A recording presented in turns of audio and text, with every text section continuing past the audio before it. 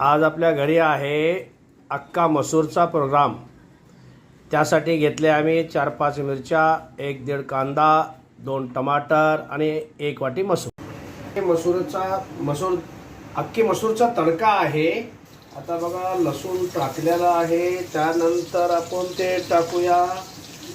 कढीपत्ते टाकलेले आहेत, जिरा मोहरी टाकलेले आहे, लाल तिखट आम्ही टाकत आहोत, त्याने करून थोडी चव यावी, टेस्ट यावी आणि लोकांना आवडावी। शिजवून घेतलेला आहे, ठीक आहे। आता हे अक्का मसूर आमचा झालेला आहे, तो तडका अक्का बसलेला आहे।